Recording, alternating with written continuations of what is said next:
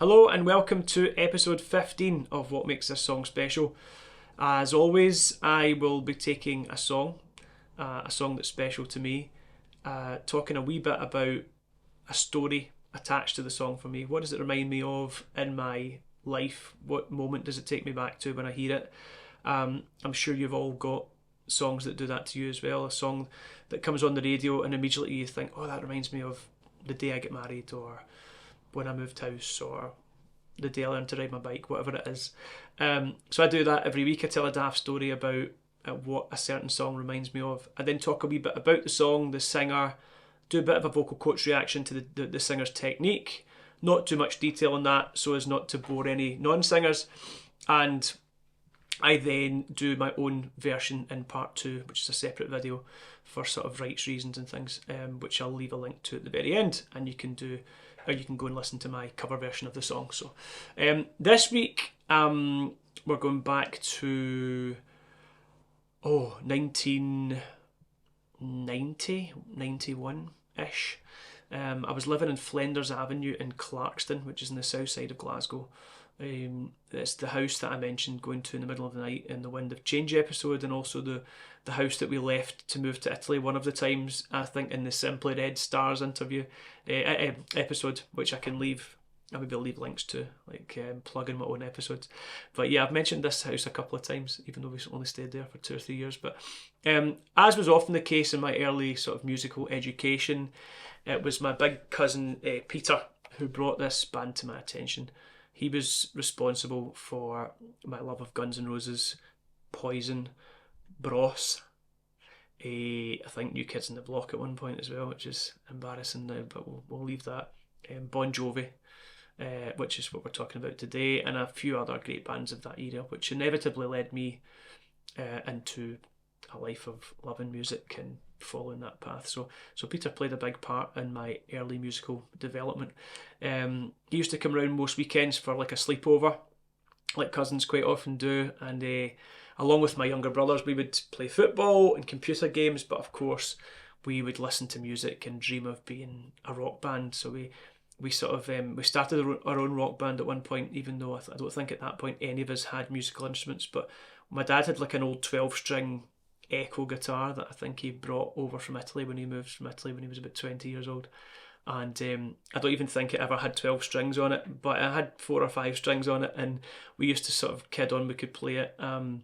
One of us would take the pots and pans, one of us would sing, and we would kid on we were in a band, and we would give ourselves crazy names like Iron Guns, which is definitely some thievery from Iron Maiden and Guns N' Roses, but and we gave ourselves nicknames like Bones and Flick and some other ridiculous ones that I'm forgetting, and other ones that I won't even bother embarrassing myself with by telling the folk on who are listening. But yeah, we were thinking this would lead to us being taken more seriously, all under 10 years old at this point, with these ridiculous sort of rock star names. I think we'd seen like Guns N' Roses with Axl and Slash and all these cool names, and we thought, oh, we can and Duff, and we thought, right, we better come up with some really short, catchy rock star names. So anyway, Peter turned up one Saturday, as was quite standard, with a cassette tape of a new album, which he said we had to listen to. And I remember it was like a rare sunny autumn day, and we'd been playing Conkers. I don't know if anybody else in the world plays Conkers apart from, or calls it Conkers apart from people in Scotland, but Conkers is basically, around about September, October, chestnuts usually fall from the trees. They're not the edible ones that you get in Italy and France. They're like horse chestnuts that you can't eat, but you find them in a sort of spiky casing, and you would break it open, and sometimes you would have a huge conker inside, sometimes a wee one, and you would collect them, and then you would get maybe your parents to spike a hole through the middle, and you would tie like a shoelace or something, or a piece of string, and you would then play a game where you had to sort of try and smash each other's conker. And if you had a big conker, it usually would last longer than some of the smaller ones. So it was a daft game we played. It was good fun. And it was a kind of autumnal game that you could play in Scotland when the chestnuts fell from the tree. So anyway, we'd been playing conkers, and we took a break from Plain Conquers to stick on this album that Peter told us was fantastic. So he sticks this, he's got this like deep blue cover on the cassette, and it says Bon Jovi written at the top in a kind of really cool font, and then underneath it said New Jersey, and this was the album, and we pressed play on the old tape recorder, and the first thing you hear is this huge drum kit with just ridiculous amounts of reverb on it, and then some guitar noises were coming in, and some shouting, and then there's this organ comes in, this amazing organ, and then the vocal, lay your hands on me, lay your hands on me, and then it bursts into this like distorted guitar riff, and the full band's in, and like, oh, it's just amazing, and we're all in. We're just like, this is it, this is amazing, instant fan. I'm like, the album get better with each song, I swear, in the following weeks and months from that moment. Once I'd sort of stolen a copy from Peter or recorded it onto a blank tape, as you did back then, I listened to that album like 1,000 times from start to finish. I knew every single like every melody, every guitar riff, every drum fill. It was so hard to pick a favourite, and Blood on Blood, which is about brothers, was always a close call, but I just fell in love with the song Born to Be My Baby. Just loved how it started with that 2, 3, 4, and then the whole band comes in. It's just an amazing song, the kind of millennial whoops as they call them now. And yeah, just any time I listen to that song, like, I'm 10 years old, I'm playing my first ever computer, which was like an old Commodore 64. Well, at the time it was a new Commodore 64, but going for cycles around the block on my fluorescent yellow Peugeot bike, which was my absolute pride and joy, that bike. Playing Conkers with my brothers and cousins and pals in the street, out on skateboards, another kind of thing that made a real big introduction, I suppose, to mainstream anyway in Britain in the 80s. It was late 80s, early 90s was kind of when skateboards kind of became popular. I don't know, probably an American thing that made its way over here. But yeah, just flying down the street, racing down the street on these skateboards, trying not to kill ourselves, which we often almost did. So that song, it's just a happy song. It always makes me think of those childhood days.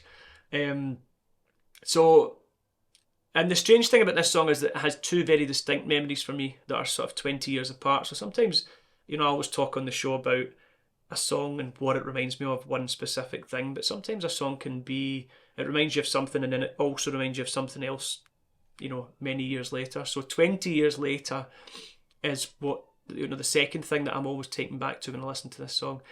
And it was the first song that I got my oldest son, Luca, into. So my first kid. And when Luca was about a year and a half, maybe 2, my wife Lindsay went back to work. So she used to work. She's a teacher, and she used to take a Friday. I used to take a Friday off my work, and Friday would be sort of daddy daycare sort of thing. Lindsay would be working, and Friday was my turn. It was just me and him, and me and the wee man, we went on all these wee adventures together. We would go to the park, and every Friday morning we went to this coffee shop in Clarkston called Eat Deli, where I still go often, and we'd meet my mum and dad, sometimes my brothers, and Luca, being the first baby in the family for decades, he was given all the attention you could imagine. We'd sit around the table in the coffee shop eating our breakfasts and having our coffee, and we'd watch him do all these funny things that little kids do. And in the car journey to the coffee shop and on the way back, there was a period of time for a few months where he would always say, "Dad, play na na na na na." And na na na na na is the na na na na na bit at the start of the song, which is the kind of wee millennial whoop bit that is kind of catchy bit at the start of the song. And we would put the volume up and sing the na na na part in the car together, and he would smile, and I would look at his wee face in the rear view mirror. And it's just a lovely memory, a great memory of just being a parent, like one of the most amazing thing in the world, which again, maybe talk about in future episodes.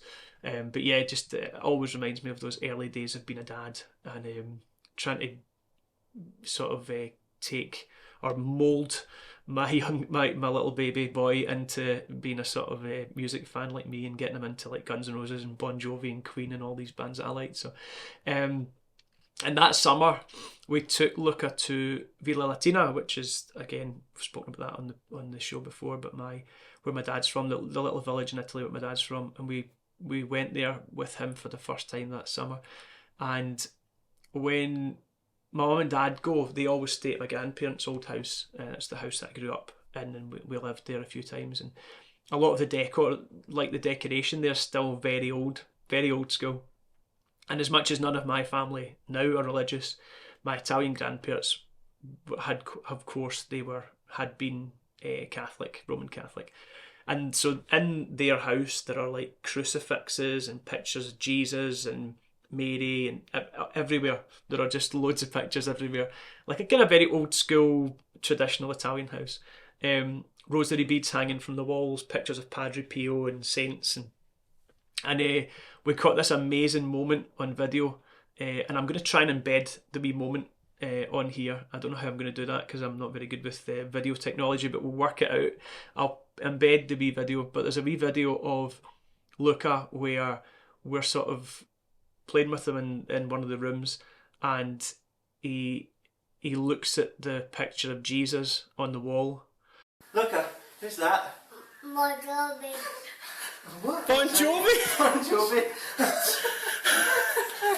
Bon Jovi? Jovi. My Jovi. I'm a cat. It's just phenomenal, and we all just burst into laughter. Probably sacrilegious in some respects, but we all found it hilarious.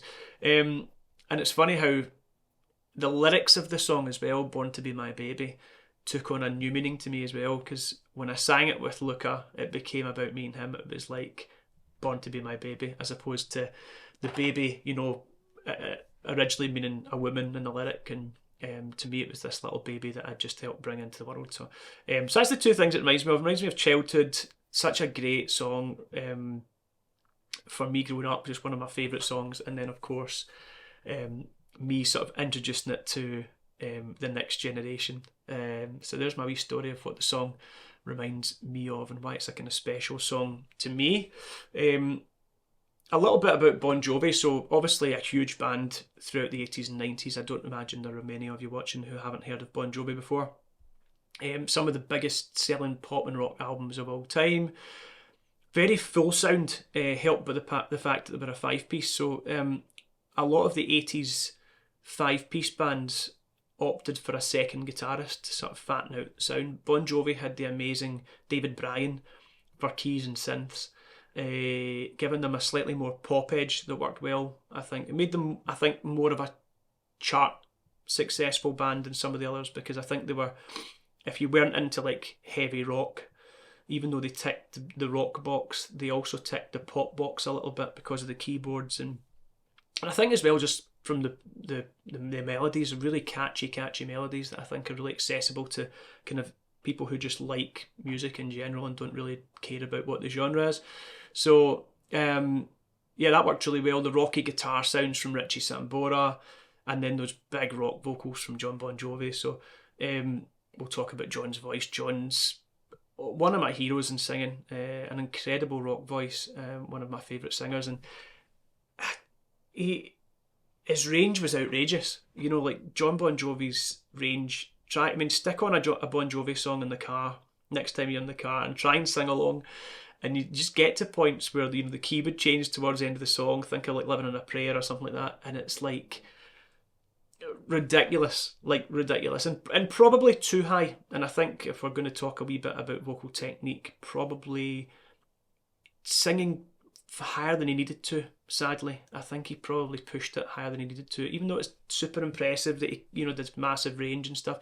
Some of those songs would still have sounded great a couple of semitones down, and he wouldn't have had to sort of kill himself on stage every night on tour trying to reproduce them. So I think, he had this sweet angelic tone that he could sing a power ballad with, which was amazing, and then he could also distort and smash out big rock powerhouse songs like Living on a Prayer and You Give Love a Bad Name and all these other great great Bon Jovi rock songs. So I think the extensive touring and constant want to write these melodies that were too high, I think really took its toll. And sadly, John has lost a lot of his range now.